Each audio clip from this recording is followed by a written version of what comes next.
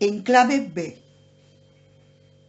Sentados en los vehículos, contemplaron la llanura y los pausados movimientos de los dinosaurios a través de la profunda hierba.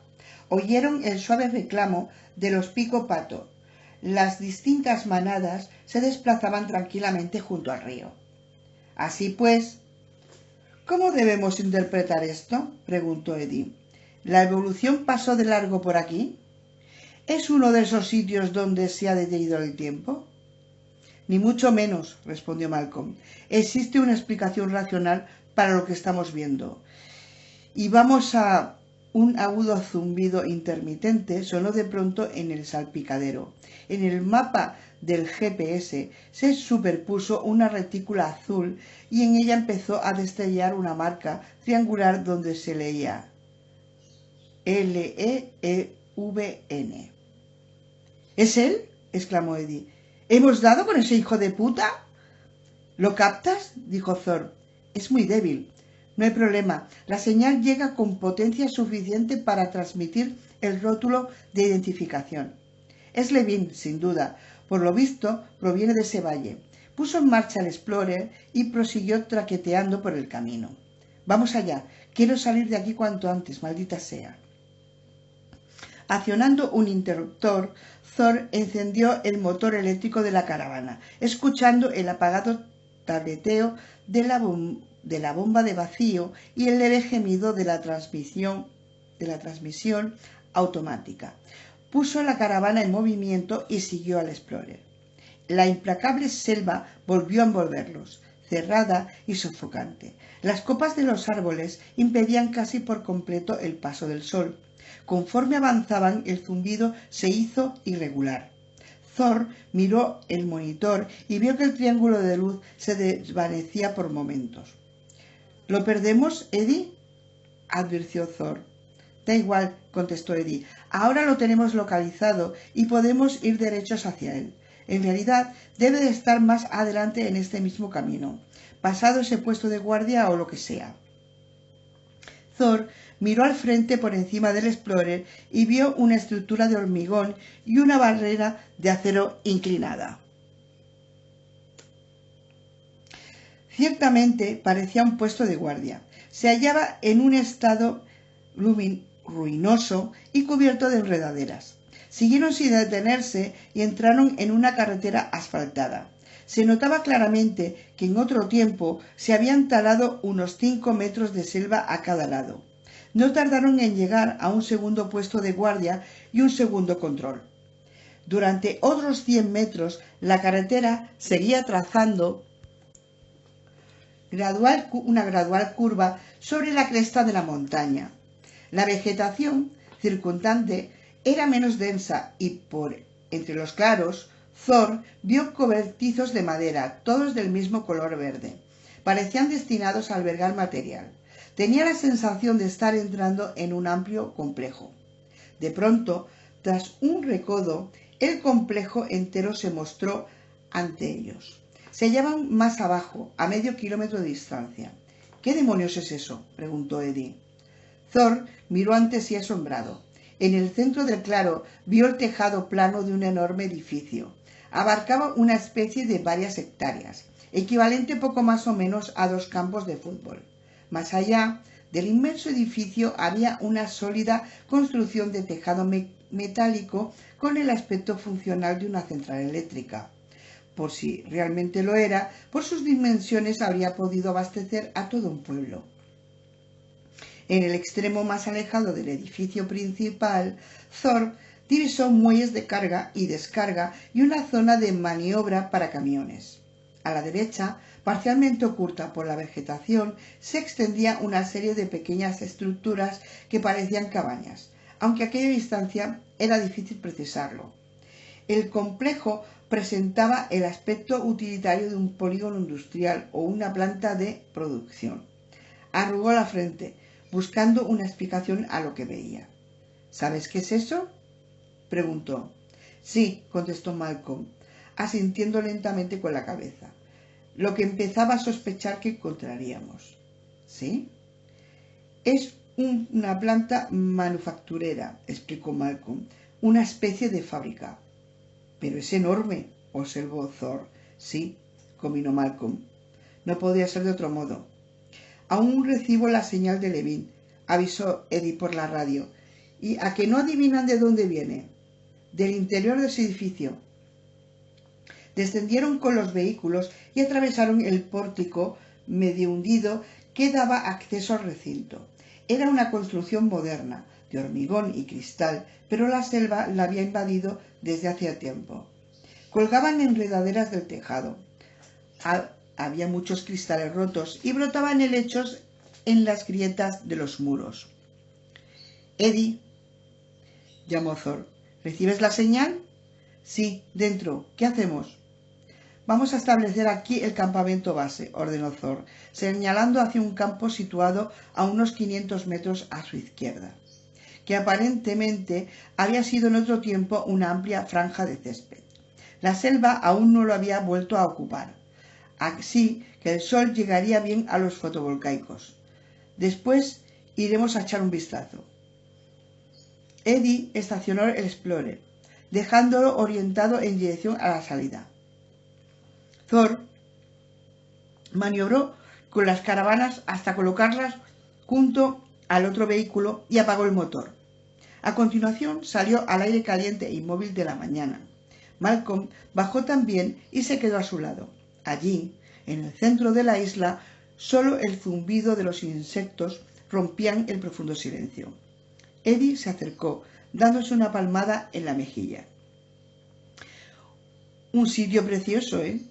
Y mosquitos no faltan. ¿Vamos a buscar ya a ese hijo de puta? Eddie cogió el receptor que llevaba prendido al cinturón y ahuecó la mano sobre el monitor para evitar el reflejo del sol. Sigue ahí, indicó el edificio principal. ¿Qué hacemos? Vamos por él, decidió Thor. Se volvieron, montaron en el Explorer y, dejando las caravanas en el campo, se dirigieron hacia el enorme y ruinoso edificio. La caravana. En el interior de la caravana se desvaneció el sonido del motor y todo quedó en silencio. El panel de instrumentos resplandecía. El mapa del GPS seguía en pantalla y en él destellaba la X que determinaba su posición. El monitor, una pequeña ventana bajo el rótulo Sistemas activos, indicaba la carga de la batería, el rendimiento fotovoltaico y el consumo en las últimas 12 horas. Todos los niveles estaban en verde. En el habitáculo de la parte trasera, donde se hallaban la cocina y las camas, el agua gorgojeó suavemente en el fregadero, al volver a circular por las tuberías. De pronto se oyó un golpe procedente del armario superior, situado cerca del techo. Tras un segundo golpe, todo siguió en silencio. Al cabo de un instante, asomó una tarjeta de crédito por el intersticio de la puerta del armario. La tarjeta se deslizó hacia arriba, levantando el pestillo y desenganchándolo. La puerta se abrió de par en par y cayó al suelo un fardo de ropa blanca con un sonido sordo. El fardo se desenrolló y apareció Arby Benton, gimiendo y estirando los miembros. Si no meo, voy a gritar, dijo, y se precipitó hacia el lavabo con piernas temblorosas. Exhaló un suspiro de alivio. La idea de ir como polizones había salido de Kelly, pero Arby se había ocupado de los detalles. Y lo había planeado todo perfectamente, pensó, o al menos casi todo. Había previsto acertadamente que en el avión de carga tendrían que soportar temperaturas muy bajas, y convenía por tanto abrigarse. Habían metido en los armarios todas las mantas y sábanas de la caravana. Habían calculado que permanecerían allí unas 12 horas, y en consecuencia sí se habían previsto de galletas y botellas de agua. En realidad, lo habían tenido todo en cuenta salvo el hecho de que en el último momento Eddie Carr entraría a revisar la caravana y cerraría los armarios desde fuera, dejándolos encerrados e impidiéndoles ir al baño durante 12 horas. Volvió a suspirar y se relajó. Un regular chorro de orina caía aún en el inodoro. No era de extrañar después de semejante martirio, y continuaría atrapado allí dentro si no se le hubiese ocurrido oyó unos gritos ahogados a sus espaldas, tiró de la cadena y salió del cuarto de baño. Se agachó ante el armario situado bajo la cama y se apresuró a quitar el pestillo. Cayó otro fardo de ropa y al desenrollarse apareció Kelly. —¿Qué tal, Kel? —saludó orgulloso— Lo hemos conseguido. —Tengo que ir —dijo, echándose a correr hacia el cuarto de baño. Cerró la puerta al entrar. —Lo hemos conseguido —repitió Arby—. Estamos aquí. Espera un momento, Art. ¿Quieres? Arby se asomó por la ventanilla de la caravana. Se encontraba en un claro cubierto de hierba y rodeado por una selva de helechos y árboles altísimos. Por encima de las copas de los árboles vio el borde negro y curvo del cráter volcánico. Sin duda aquello era Isla Sorna. Sin duda. Kelly salió del baño. —¡Oh! Pensaba que me moría —exclamó Kelly. Miró a Arby, levantó la mano y formó una V con los dedos en señal de victoria. —Por cierto, ¿cómo has abierto la puerta? —Con una tarjeta de crédito —respondió Arby. —¿Tienes tarjeta de crédito? —inquirió Kelly, ayudando la frente. —Me la dieron mis padres para casos de emergencia. Y he pensado que esto era una emergencia. Trató de presentarlo como algo gracioso, algo intrascendente. Sabía lo susceptible que era Kelly en cuestiones de dinero. Hacía continuas alusiones a la ropa de que Arby llevaba y otras cosas, o al hecho de que siempre tuviese dinero para un taxi o una Coca-Cola al salir de clase. En una ocasión Arby comentó que el dinero no le parecía tan importante, y ella replicó con tono irónico: —¿Cómo iba a parecértelo? Desde entonces Arby procuraba eludir el tema. Arby no sabía cómo comportarse ante la gente. Además, todos lo trataban de un modo extraño, porque era más joven que los demás, claro, y porque era negro, y porque era un empollón, como los otros lo llamaban. Contra su voluntad se veía obligado a realizar un permanente esfuerzo para ser aceptado, para integrarse, pero no lo conseguía. No era blanco, no era alto, no era un as en los deportes y no era tonto. En el instituto, la mayoría de las clases lo aburrían tanto que a duras penas lograba mantenerse despierto. A veces los profesores se enojaban con él, pero ¿cómo podía evitarlo? El instituto era como un vídeo a cámara muy lenta. Uno podía mirar las imágenes una vez cada hora y no perderse nada. Y cuando estaba con otros chicos, como podía esperarse, que mostrase interés en series como Melrose Place o el último anuncio de tal o cual marca, le era imposible. Esas cosas parecían y carecían de importancia. Sin embargo, Arby había descubierto hacía mucho tiempo que expresando esas opiniones se granjeaba la antipatía de los demás. Era mejor quedarse callado, porque salvo Kelly, nadie lo entendía. Ella casi siempre parecía saber de qué le hablaba. Y también el doctor Levine. Al menos el instituto organizaba un seminario de estudios avanzados y Arby lo encontraba relativamente interesante. No mucho, desde luego, pero más que otras materias. Y cuando el doctor Levine decidió darles clase, Arby empezó a sentirse ilusionado al instituto por primera vez en su vida. De hecho, así que esto es Isla Sorna, comentó Kelly, mirando por la ventanilla hacia la selva. Sí, respondió Arby, supongo que sí. A propósito, ¿has oído lo que decían antes, cuando han parado? No, envuelto todas esas mantas. Yo tampoco, dijo Kelly, pero parecían muy nerviosos por algo. Sí, es verdad. Me han dado la impresión de que hablaban de dinosaurios. ¿Tú has oído algo de eso? Arby se echó a reír, moviendo la cabeza en un gesto de negación. No, Kelly. Pues yo juraría que sí, insistió Kelly. Vamos, Kelly. A mí me ha parecido que Thor decía triceratops.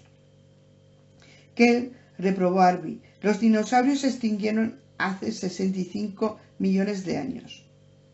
Ya sé que... ¿Ves ahí algún dinosaurio? La interrumpió Arby, señalando por la ventanilla. Kelly no respondió. Se acercó al lado opuesto de la caravana y miró por la ventanilla.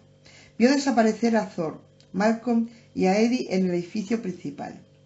Cuando los encuentren, no va a hacerles ninguna gracia, advirtió Arby. ¿Cómo crees que deberíamos explicárselo? Que sea una sorpresa. Se pondrán como fieras. ¿Y qué más da? Dijo Kelly. Ahora ya no tienen remedio. A lo mejor nos envían a casa. ¿Cómo? Preguntó Kelly. No pueden. No, supongo que no, coincidió Arby con un gesto de preocupación. Sin embargo, aquel razonamiento lo indicaba más de lo que admitía. La idea casi había partido de Kelly. Arby no era proclive a quebrantar las reglas o meterse en problemas. Siempre que un profesor lo reprendía, aunque fuese con delicadeza, Arby se sonrojaba y sudaba copiosamente.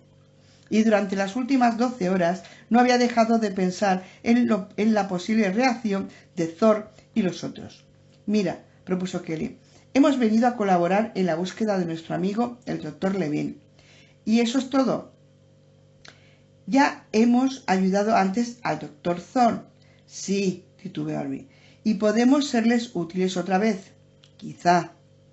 Necesitan nuestra ayuda, afirmó Kelly. Puede ser, aceptó Arby, no muy convencido. Me pregunto qué tendrán por aquí para comer. Kelly abrió el frigorífico. ¿Tienes hambre? Muchísima, respondió Arby, tomando conciencia súbitamente de su propio apetito. ¿Y qué quieres? ¿Qué hay? Arby se tendió en el sofá acolchado de color gris y observó a Kelly mientras revolvía en el interior del frigorífico. Ven y míralo, repuso ella enojada. No soy tu criada. Bueno, calma. ¿Esperas que todo el mundo te sirva? Reprobó Kelly. No, eso no es así, se defendió Arby, levantándose de un salto. Eres un crío, Arby. Oye, protestó Arby. ¿A qué viene tanto alboroto? Cálmate. ¿Estás nerviosa? No, no lo estoy. Kelly sacó un sándwich envuelto del frigorífico. Junto a ella, Arby echó una ojeada al interior y cogió el primer sándwich que vio. Ese no te va a gustar, advirtió Kelly. ¿Cómo que no? Lleva ensalada de atún. Arby detestaba la ensalada de atún. Se apresuró a dejarlo y volvió a mirar.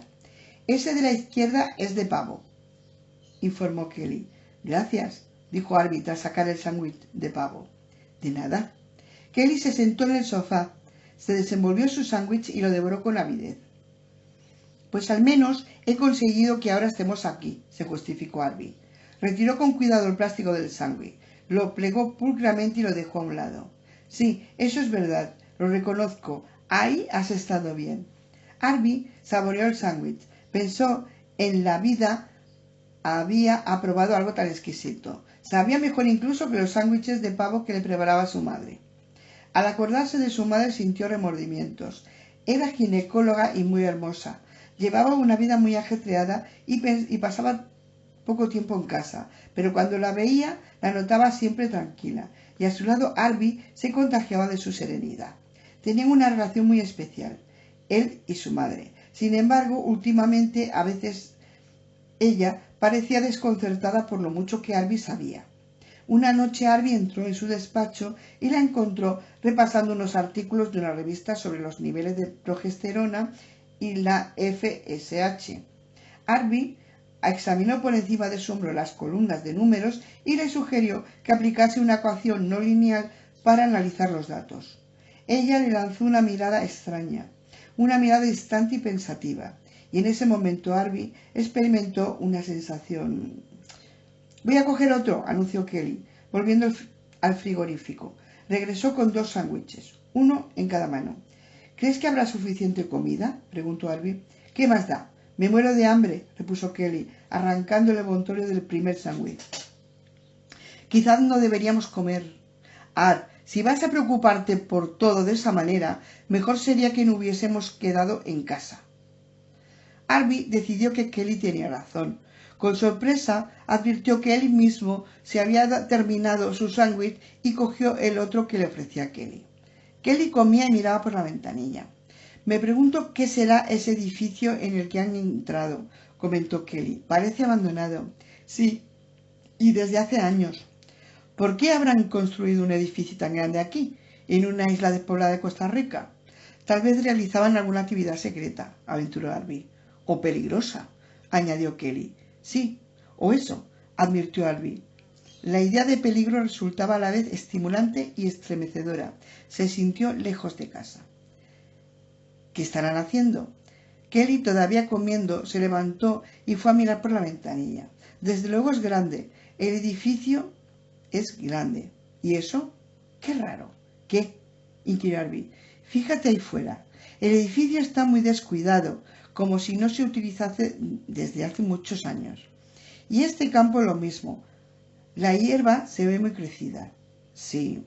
Pero justo ahí delante, observó Kelly, señalando hacia el suelo a corta distancia de la caravana, hay un camino despejado. Arby, masticando, se acercó a mirar.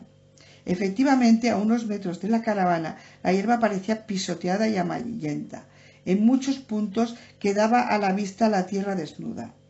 Era un sendero estrecho, pero bien definido, que atravesaba el claro de un lado a otro. ¿Cómo se explica eso?, preguntó Kelly. Si nadie ha estado aquí desde hace años, ¿cómo se ha formado ese camino? Habrán sido los animales, sugirió Arby. No se le ocurrió otra posibilidad. Debe ser un paso de animales. ¿Qué clase de animales? No lo sé, los que vean por aquí, ciervos o algo así. Yo no he visto ningún ciervo, objetó Kelly. Quizá cabras, dijo Arby con gesto de indiferencia, cabras montesas como las de Hawái. Ese camino es demasiado ancho para cabras o ciervos. Puede que sea un rebaño entero de cabras montesas.